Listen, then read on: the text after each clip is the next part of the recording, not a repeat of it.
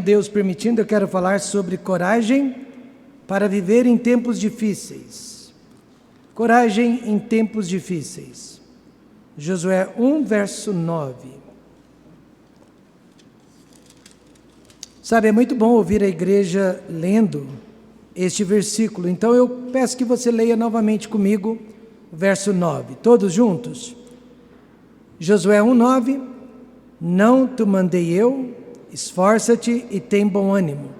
Não temas nem te espantes, porque o Senhor teu Deus é contigo por onde quer que andares. Querido Deus, eterno Pai, nós queremos abraçar a palavra de Deus, queremos escondê-la dentro do nosso coração para não pecar contra o Senhor, e sabemos, ela é a luz que mais precisamos para todo o período de nossa vida, mas principalmente para os momentos mais difíceis. Precisamos da Tua palavra, lâmpada para os nossos pés e luz para o nosso caminho. Por isso, ó Pai, nós estamos aqui nesta manhã, rodeados ao redor da palavra de Deus, para que ela possa falar conosco e nos mostrar o caminho, a direção.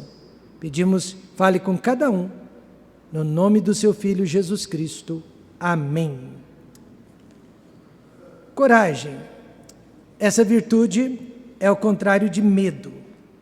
E ela foi traduzida através de 4 frutos do Espírito Santo que encontramos em Gálatas 5:22. Lá nós encontramos paz, fé, mansidão e temperança. E essas 4 virtudes são resumidas categoricamente através de uma única virtude chamada coragem. Quem é cheio do Espírito Santo, quem é controlado pelo Espírito Santo, há de ser uma pessoa corajosa na hora dos perigos.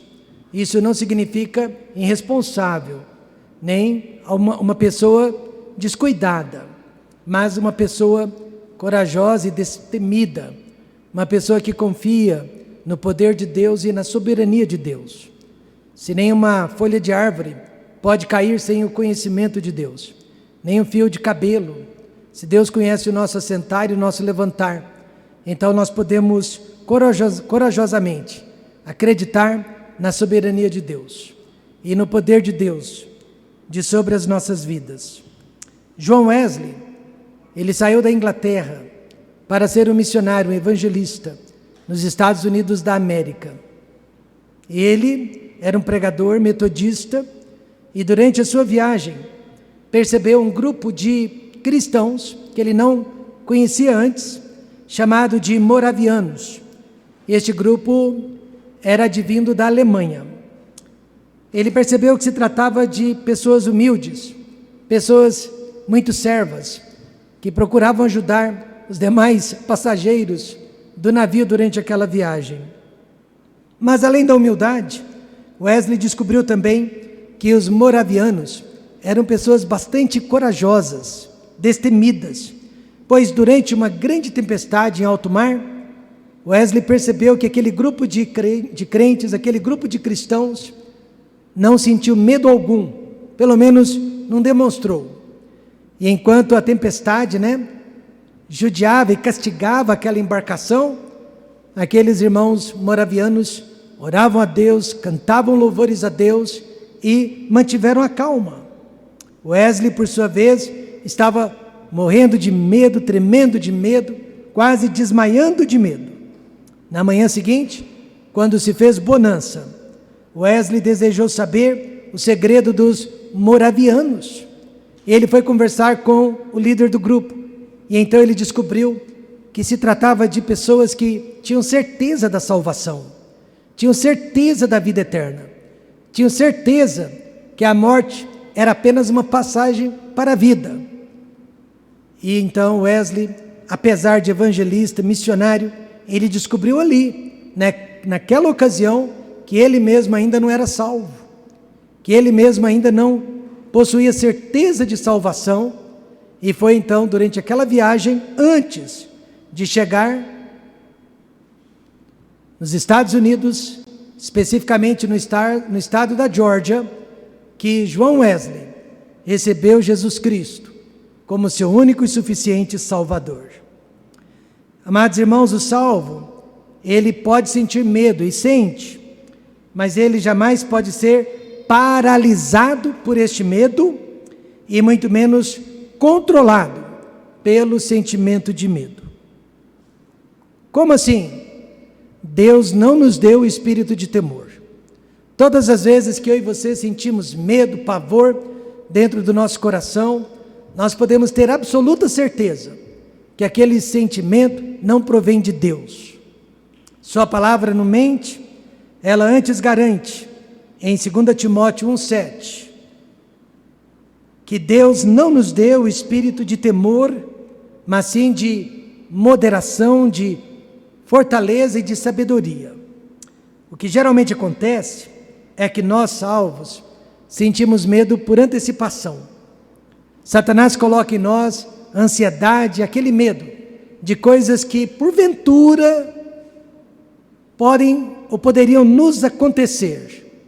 Mas, na realidade, quando eu e você estamos no olho do furacão, quando realmente nós estamos no centro do perigo, Deus sempre nos dá paz e Deus sempre nos dá consolação. Josué e o povo de Israel ficaram 40 anos, e eu poderia dizer de quarentena no deserto do Sinai. Você reclama de algumas semanas?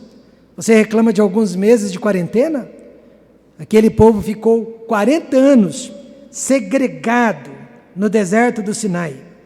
A primeira geração que havia saído do Egito com Moisés, ela tinha muito medo dos inimigos egípcios, dos inimigos ao redor, tinha medo de passar fome, tinha medo de passar sede. Esta geração medrosa nunca entrou, nunca possuiu a terra prometida. E esta terra prometida simboliza a nossa paz, a nossa prosperidade, a nossa proteção.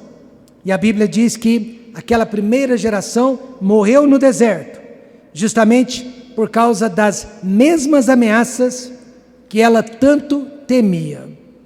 Agora Paulo diz que todas essas coisas, todos esses eventos foram escritos, foram registrados para servir de aviso, para servir de exemplo para a igreja que somos nós.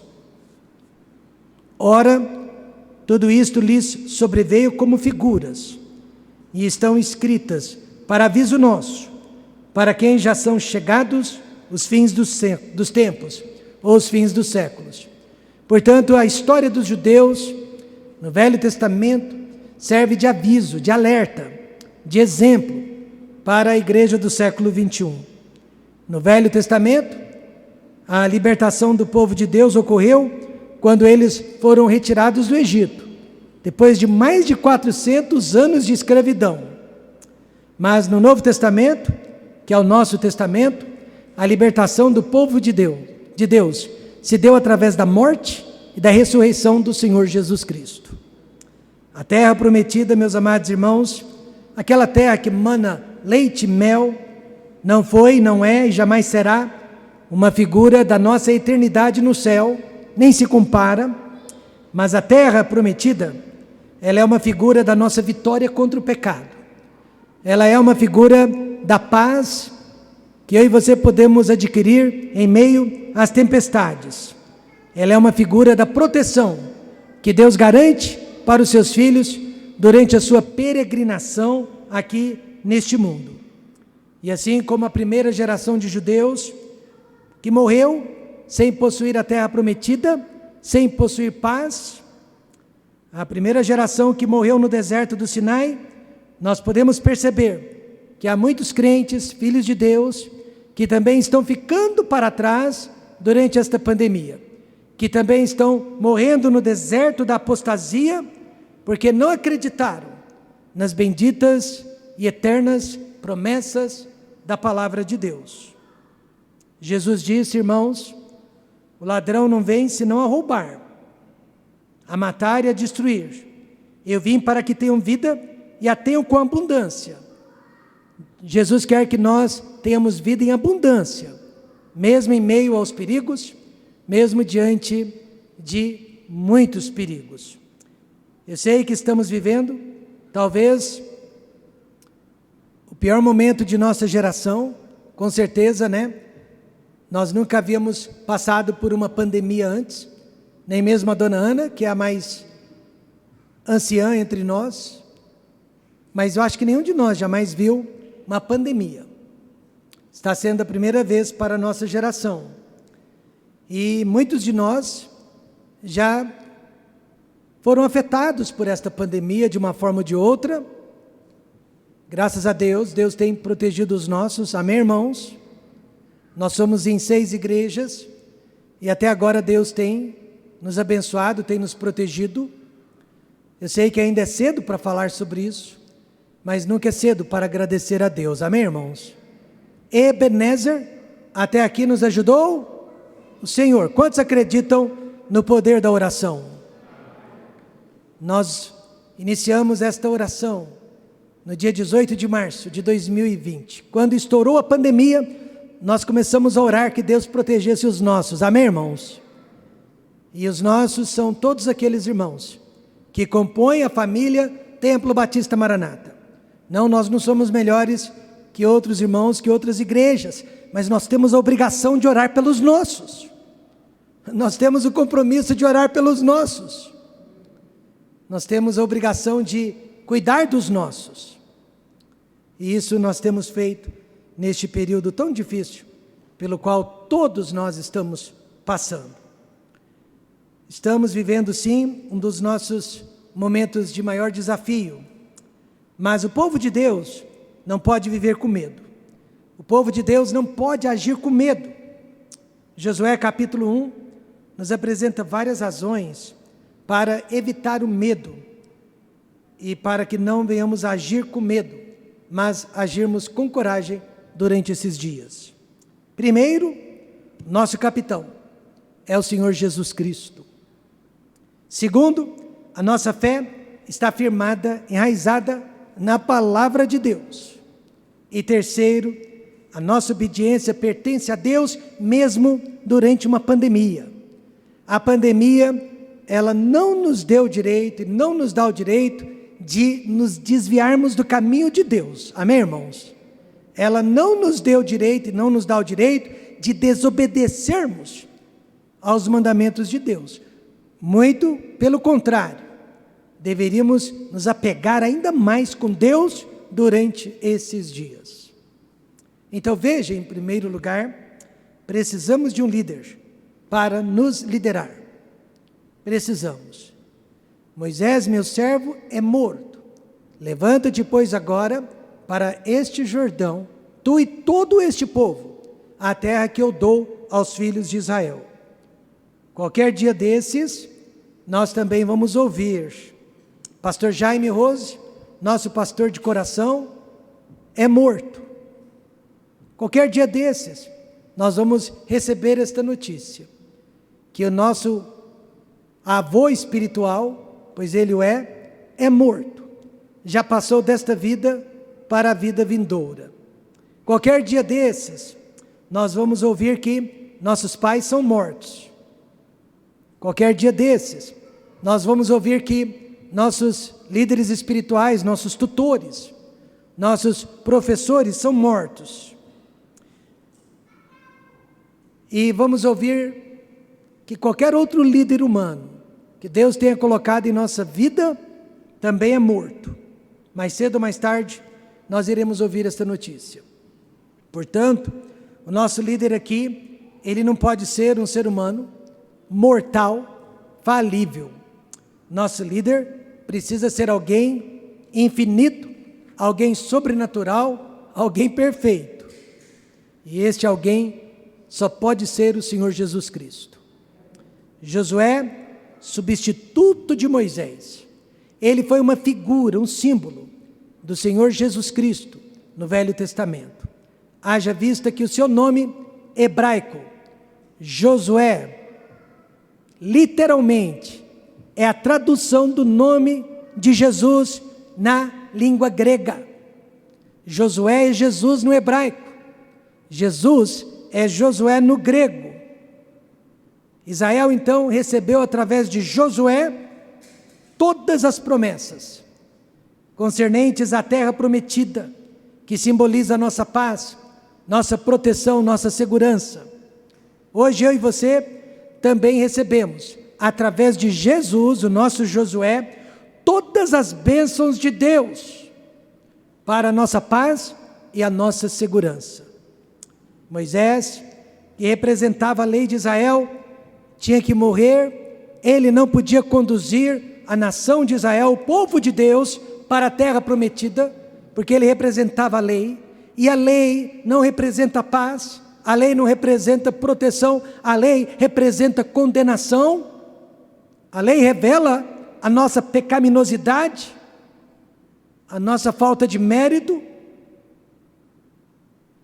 Josué, por sua vez, representa o Senhor Jesus Cristo, e por isso ele foi usado para conquistar a terra prometida e entregá-la nas mãos do povo de Deus. Além do próprio nome, Josué também representa Jesus Cristo através de duas qualidades: obediência e fidelidade. Primeiro, ele foi obediente a Moisés, e sucedeu depois da morte de Moisés, servo do Senhor, que o Senhor falou a Josué, filho de Nun, servo de Moisés. Ele foi servo de Moisés. Ele foi o segundo e até o terceiro homem, por mais de 40 anos, e nunca se queixou de sua posição. Moisés liderava, mas era Josué que enfrentava os inimigos no campo de batalha. A sua vez de liderar chegou, mas somente porque ele foi devidamente preparado. Moisés mesmo foi preparado também por 40 anos, assim como Josué. Bem diz o ditado, né?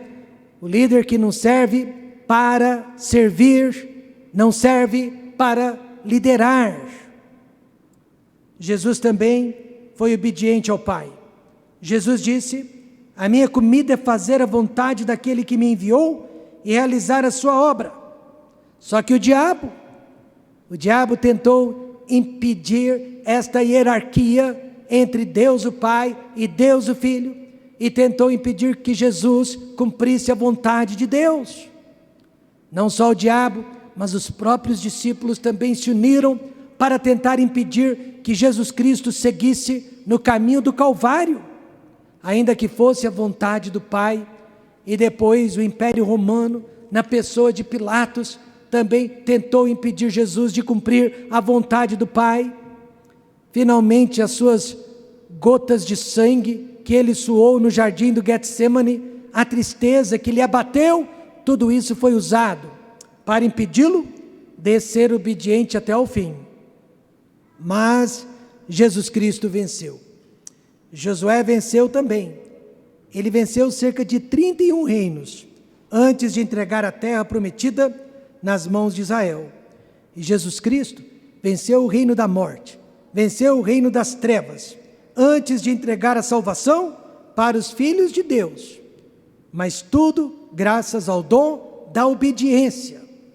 E eu fico imaginando o que Deus reserva para mim, o que Deus reserva para você, o que Deus reserva para os nossos filhos e netos, o que Deus reserva para a nossa descendência, para a nossa posteridade. Se hoje, em pleno século 21, em pleno 2021, em plena pandemia, se nós conseguirmos nos mantermos fiéis e obedientes a Jesus Cristo até o fim. Amém, irmãos?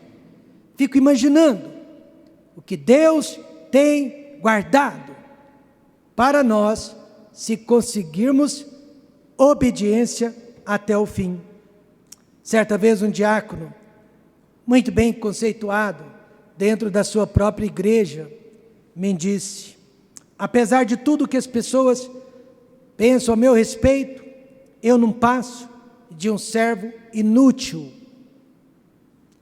Na hora eu perguntei: como assim, meu irmão?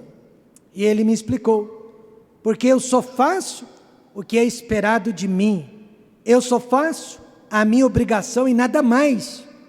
Eu não ando a segunda milha, eu não faço o que além do que é esperado. eu só faço a minha obrigação e nada mais. Porém, Jesus disse, assim também vós, quando fizerdes tudo o que vos for mandado, dizei, somos servos inúteis, porque fazemos somente o que devíamos fazer. E isso, irmãos, é uma lição de vida para todos nós. A maioria de nós não faz nem o que deve, mas mesmo que façamos o que nos é pedido, ainda assim somos inúteis, porque só fazemos o que é esperado de nós. E Deus não quer isso. Deus quer que eu e você possamos nos sobressair, amém, irmãos? Nos sobressair até mesmo em meio a uma pandemia. Nós devemos fazer além do que é esperado, além do que é desejado. Nós não devemos ficar aquém do que é imposto e muito menos ficar apenas no que é imposto. Deus tem nos dado esse espírito de fortaleza, Deus tem nos dado esse espírito de sabedoria para que possamos sobressair, possamos nos superar, amém, irmãos? Quantos conseguiram se superar durante este período? Quantos conseguiram se superar? Josué fez muito além do que lhe era pedido e esperado, e Jesus fez muito além do que eu e você não merecíamos. E é por isso que hoje de manhã, podemos clamar em alta voz, salvo estou. Salvo eu sou. Porque Jesus fez muito além do que lhe foi pedido. E eu fico imaginando quantas e quantas vidas não estariam sendo muito abençoadas neste dia, se eu e você também superássemos o que é esperado de cada um de nós. Além disso, ele foi fiel nos mínimos detalhes. Levanta-te, pois, agora, passa este Jordão, tu e todo este povo, a terra que eu dou aos filhos de Israel. Josué, ele estava acostumado a servir a Deus nas tarefas mais triviais, mais banais que havia, mas foi através delas, dessas tarefas pequenas, que ele provou a sua fidelidade. Ele já havia provado o seu imenso valor muito antes da morte do seu líder maior.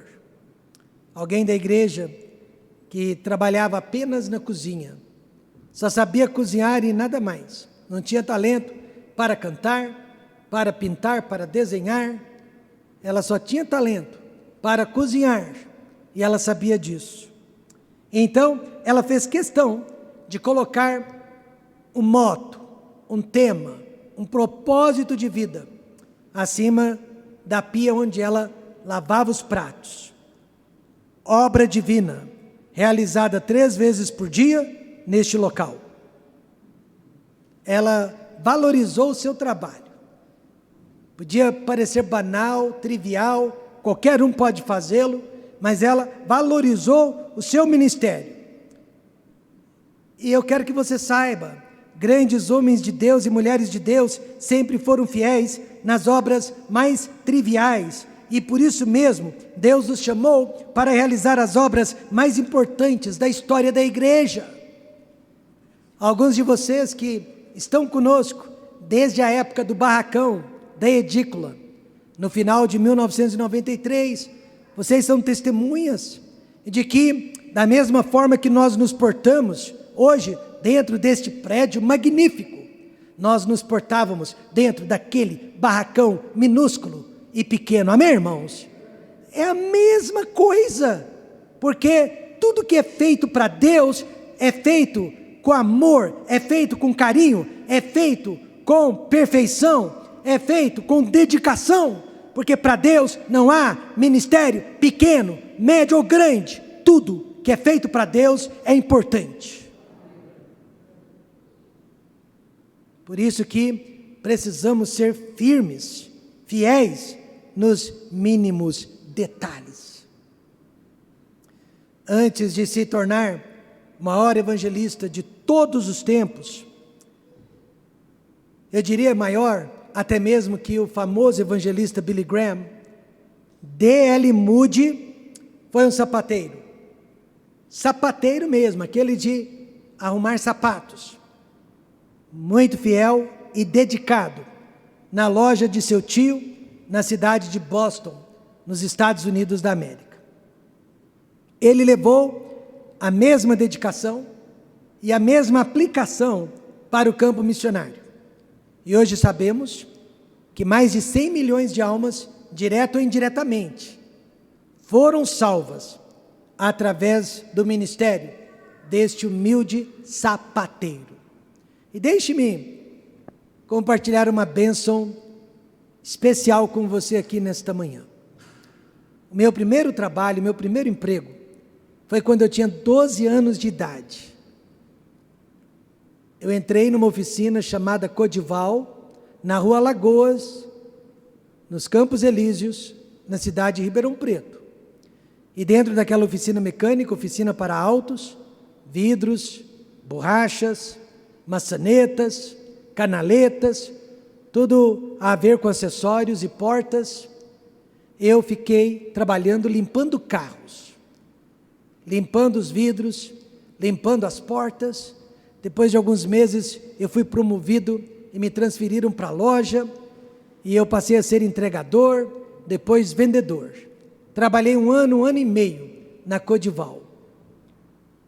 Para minha surpresa, depois de 30, quase 40 anos, quem agora faz parte do Templo Batista Maranata de Ribeirão Preto?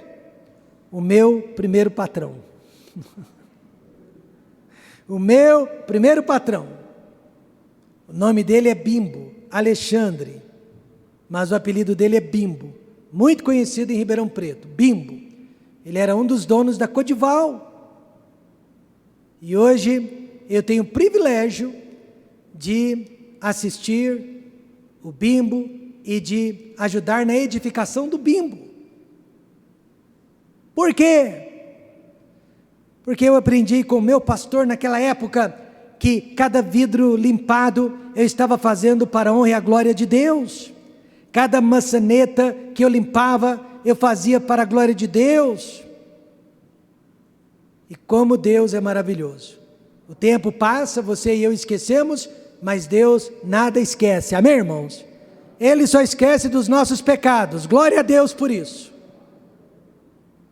Mas Ele não se esquece das nossas benfeitorias. Jesus disse: quem é fiel no mínimo, também é fiel no muito. Quem é injusto no mínimo, também é injusto no muito. Meus amados, isso aqui é muito sério. Durante essa pandemia, você tem sido fiel no mínimo? No mínimo, você poderia vir pelo menos uma vez por semana aos cultos da sua igreja. No mínimo, você poderia estar entregando os seus dízimos e a sua promessa de fé, no mínimo. Você poderia estar orando, no mínimo. Você poderia estar compartilhando a palavra de Deus com outros, no mínimo. Mas quem não é fiel no mínimo, nunca será fiel no muito. Então não podemos viver com medo. Deus não aceita o nosso medo como desculpa. Precisamos de liderança espiritual. Mas quem está nos liderando neste momento difícil? A ciência? Se você responder que sim, eu pergunto qual? Pois há mais de uma, há mais de duas. Quem está sendo o seu líder durante esses dias? A política? Coitado de você, se for a política. Quem está te liderando neste dia? A mídia? Coitado de você, se depende da mídia para obter as suas informações. Quem está te liderando nesta manhã, eu espero que você diga com a boca cheia: a palavra de Deus e o Deus da palavra.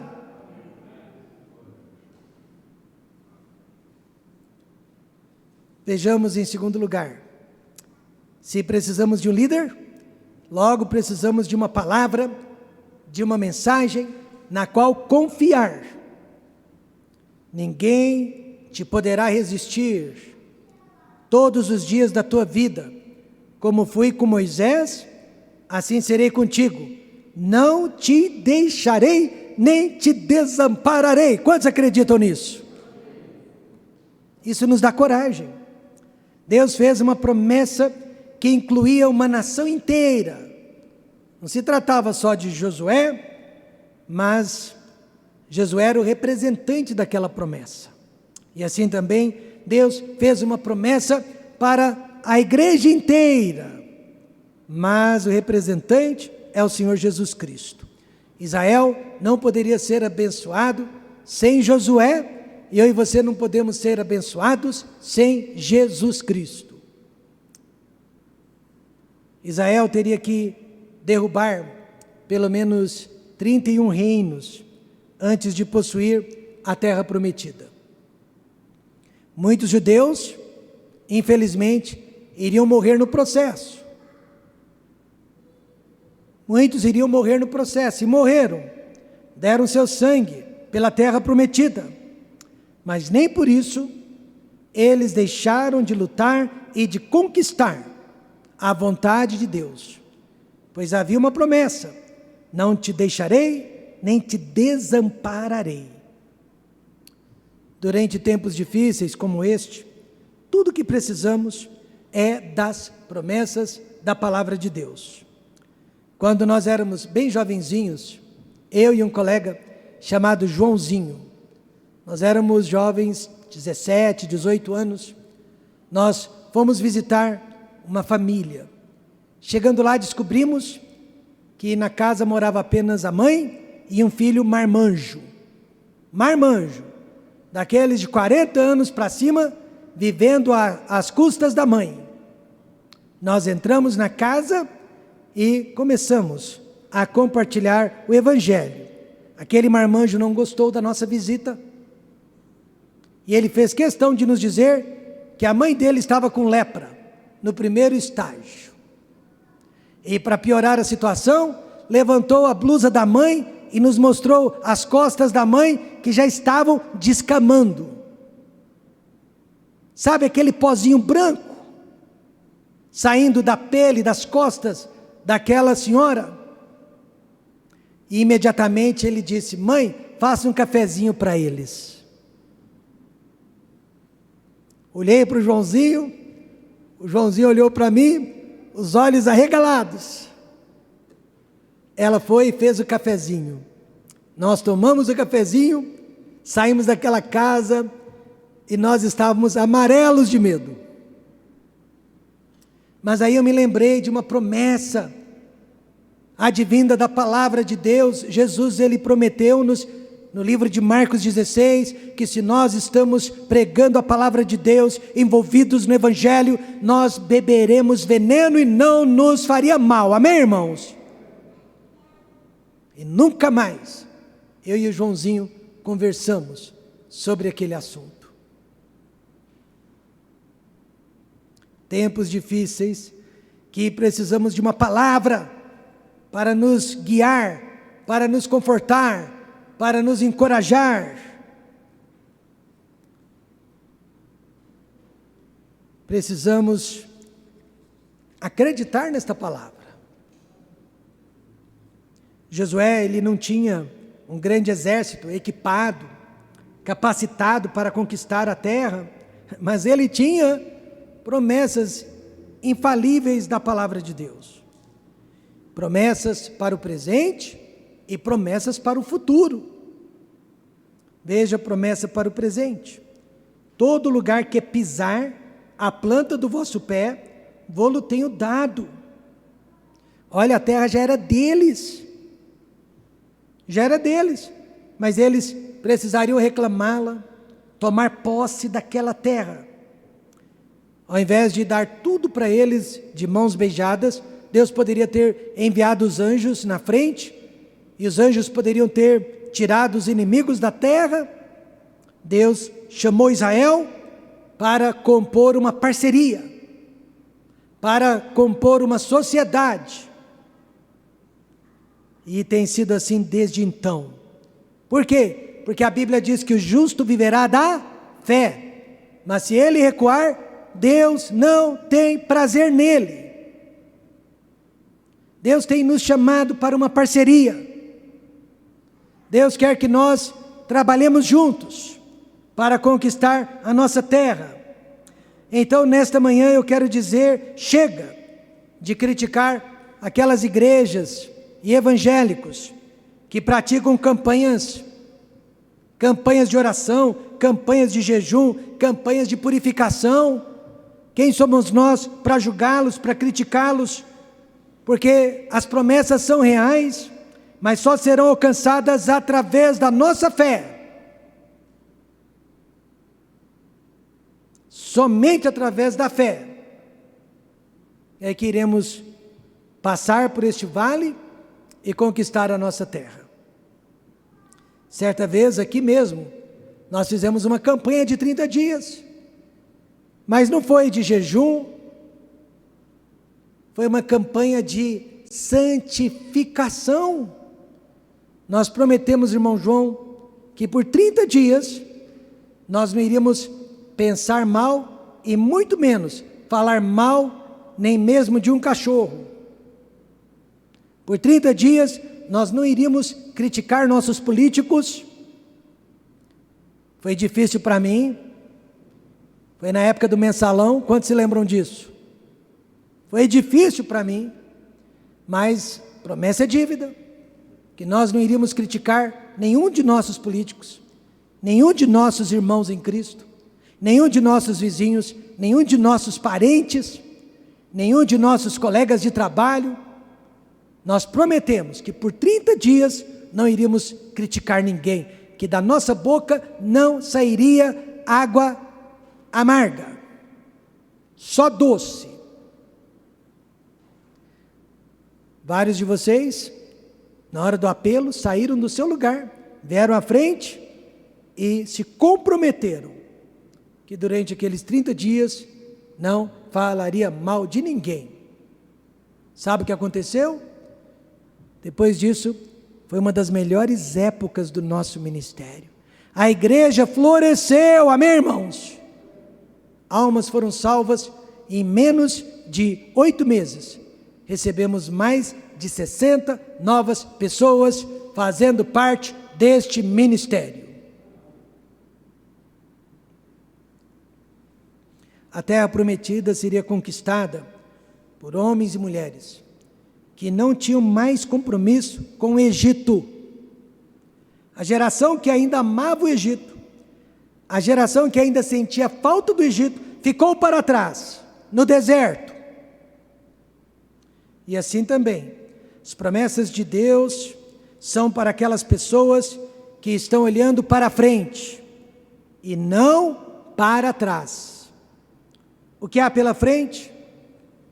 Só 2 possibilidades: o céu para os salvos ou o inferno para os perdidos.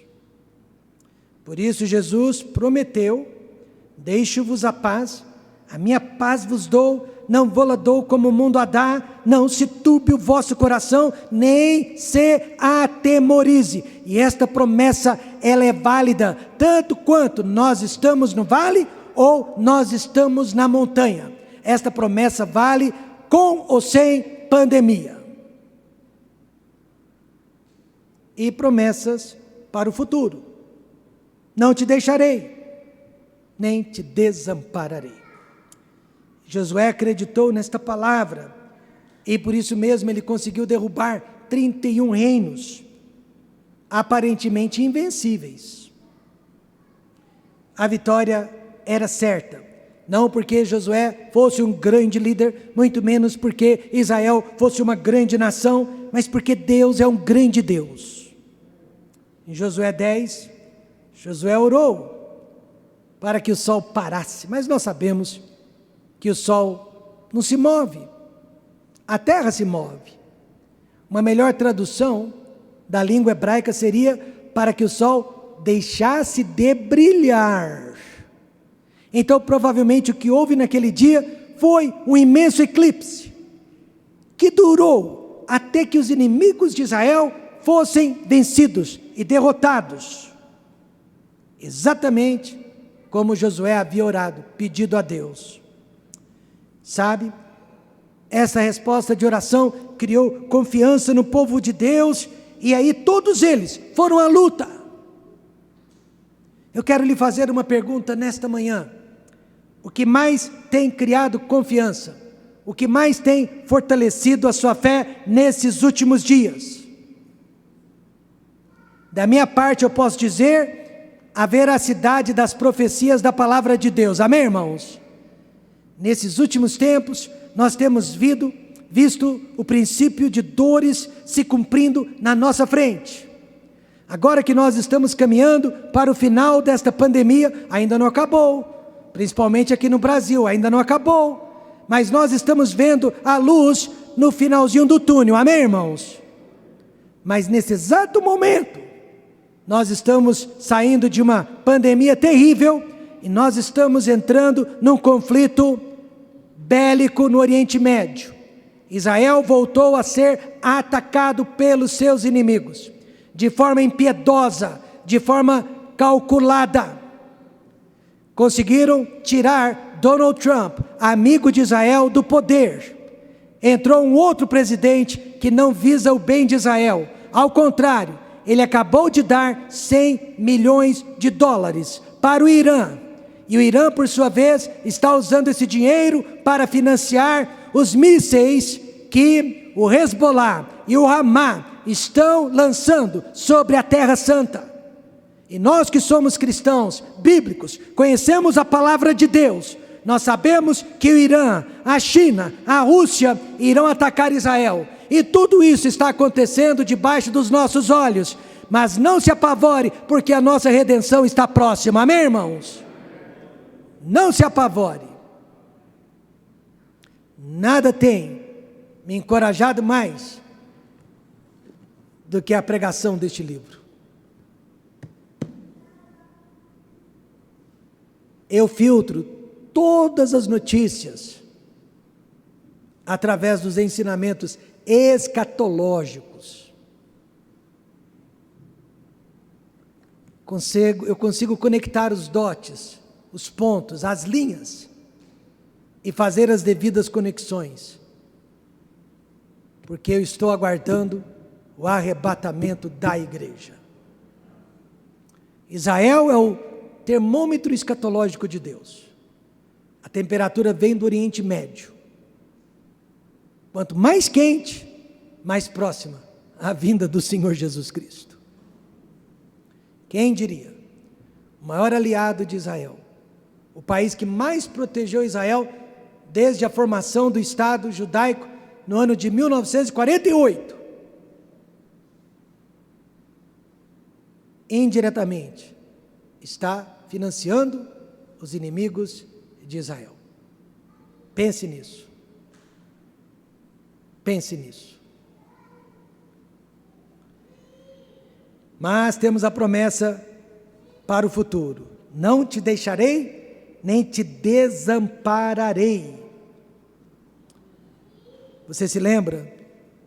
No dia 18 de março de 2020, nós propusemos que nós iríamos olhar para a Bíblia, nós iríamos ficar dentro da Bíblia. Eu propus tirar os olhos da ciência. A ciência demora muitos anos para tirar as suas conclusões. Tirar os olhos da política, porque os homens são egoístas. Tirar os olhos da mídia, financiada, comprada, e olhar apenas para o que a palavra de Deus tem a nos dizer. Pois os homens estão mentindo por entre os poros, mas a palavra de Deus é pura e verdadeira. Jesus nos preparou para este momento. Ele disse: e ouvireis de guerras e de rumores de guerras, olhai e não vos assusteis, porque é mister que isto tudo aconteça. Mas ainda não é o fim, porquanto se levantará nação contra nação, reino contra reino, e haverá fomes e pestes, pragas, pandemias e terremotos em vários lugares, mas todas estas coisas são o princípio de dores. Então não podemos viver com medo. Precisamos de uma palavra para nos guiar, nos direcionar durante esses dias. E em qual palavra você está confiando neste momento?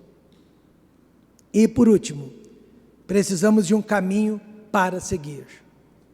Não se aparte da tua boca o livro desta lei, antes medita nele dia e noite, para que tenhas cuidado de fazer conforme a tudo quanto nele está escrito, porque então farás prosperar o teu caminho e serás bem-sucedido. A situação de perigo pode nos paralisar ou pode, ao contrário, nos fazer agir. Quanto maior o medo, mais nós queremos nos envolver na obra certa, no trabalho certo, no caminho certo. No caso de Israel, Deus queria que eles agissem, mas como?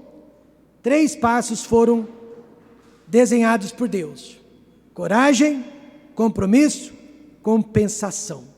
Primeiro, veja o caminho da coragem. Esforça-te e tem bom ânimo. Em outras palavras, não tenha medo. Não tenha medo, irmãos.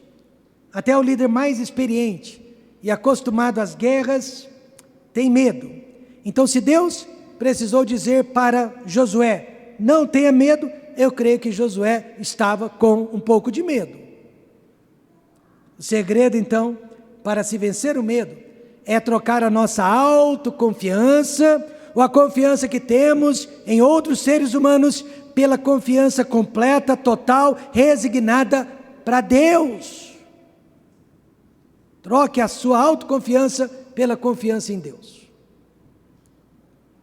Como Davizinho, quando ele foi lutar com o gigante Golias, 3 metros de altura, equipado, preparado, assassino, soldado experiente, mas aquela criança chamada Davizinho disse: tu vens a mim com espada e com lança e com escudo, porém eu venho a ti em nome do Senhor. E é exatamente isso que Deus quer. Todo desafio, todo perigo pelo qual você e eu estamos passando, vamos passar em nome do Senhor.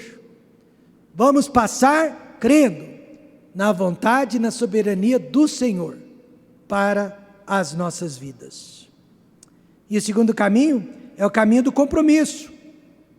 Quem disse que diante do perigo nós recebemos uma carta branca para simplesmente ignorar tudo que nós fazíamos antes, que nós éramos antes e que nós havíamos aprendido antes?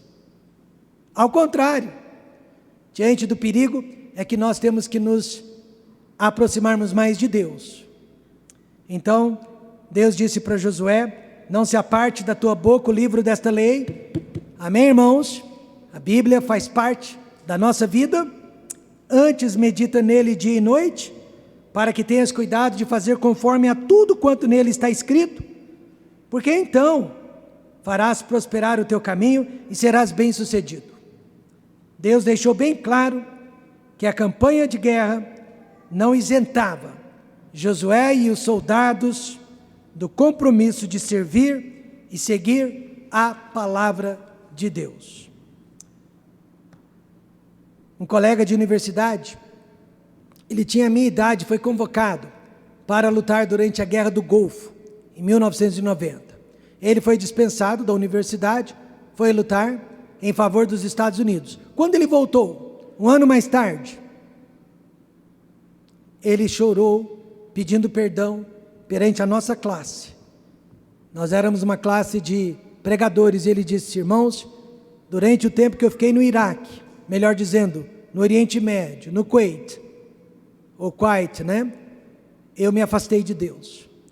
Eu deixei de ler a Bíblia, eu deixei de orar, e eu acabei fazendo uso de bebidas alcoólicas. Ou seja, quando eu mais precisava de Deus, quanto maior era o perigo, mais eu me afastei de Deus. Eu nunca me esqueci deste testemunho. E hoje eu vejo que isso está acontecendo na vida de muitos irmãos.